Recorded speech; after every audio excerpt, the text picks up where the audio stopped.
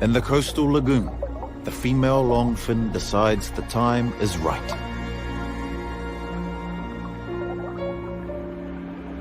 After sunset, she answers the call of the sea.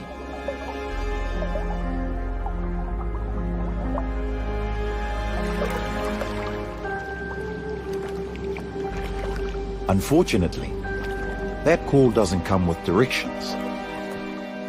And there's not one way to the sea, but a maze of tidal channels.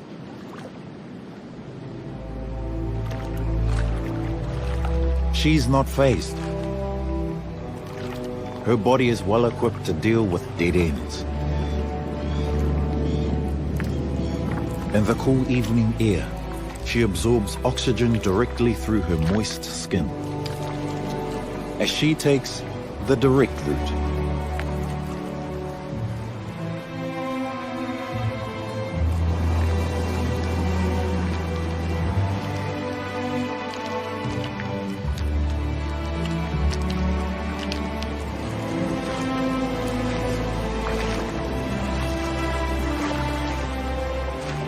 At last, she sets out on her monumental swim, 5,000 kilometers to her spawning grounds in the South Pacific.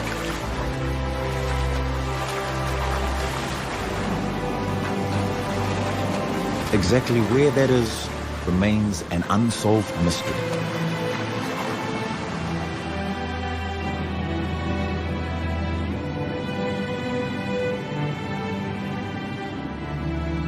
She'll battle prevailing currents for 6 months, just to pass on her formidable genes.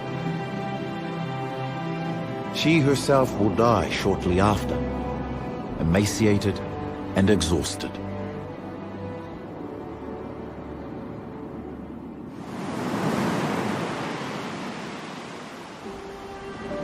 But eventually some of her offspring will drift back to the protected shores of Te Wāhi Pounamu.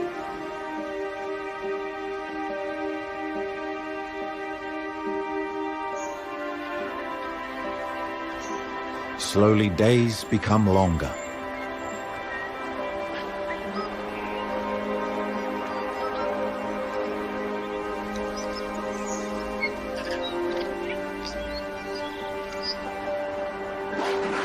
Each new day brings a little more relief from the shadows.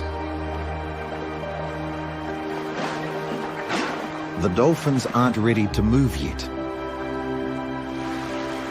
The influx of meltwater means that the inner fjords are now at their coldest.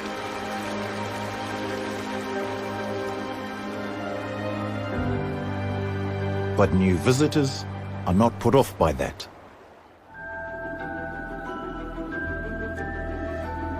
Tuatini, a broad-nosed seven-gilled sharks.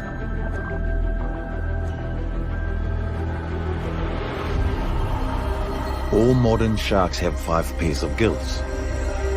But Tuatini trace their ancestry all the way back to the Jurassic. They've spent the winter somewhere out at sea. Now they're headed for a favorite haunt inside the fjords. It's even named for them. Shark Cove. 40 kilometers inland.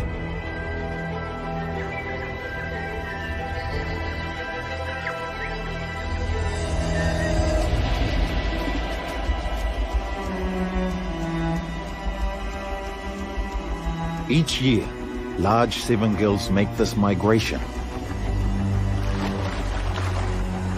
They're females. The scar on this one's flank is likely a love bite from an amorous male, a clue to their reason for coming. The females are pregnant. They've come to give birth to live young in this shallow, secluded cove.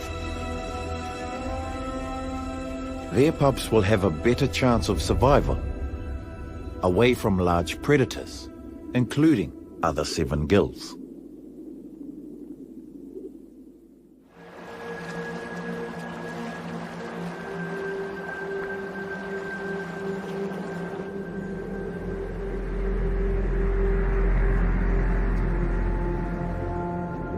In spring, ocean currents bring baby longfin eels back to Te Wāhi Pounamu.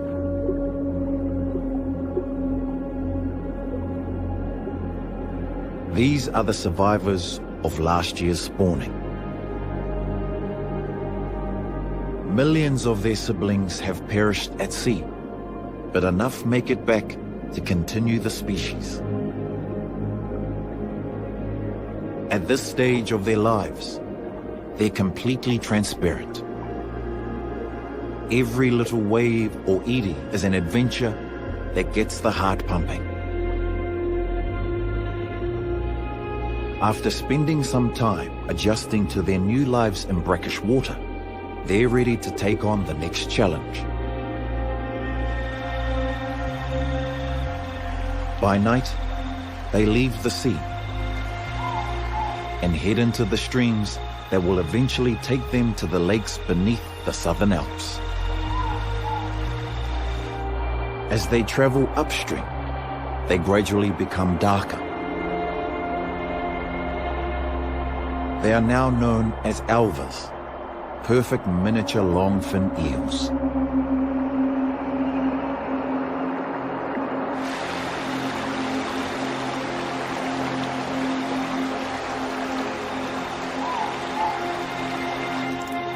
Barely 10 centimeters long, they already have their mother's determination.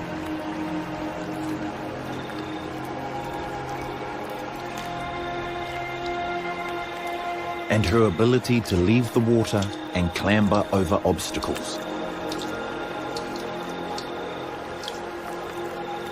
All uphill, their first migration is no less epic than the one they'll make as adults, 30-some years from now.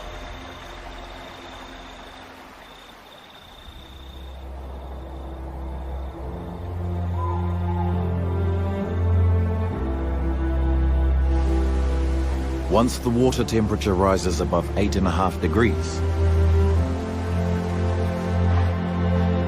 the dolphin pod also makes its return migration.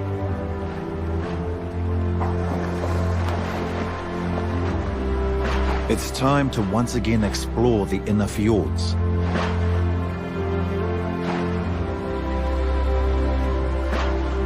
If they hunted in one spot all the time, they'd soon deplete their food supply.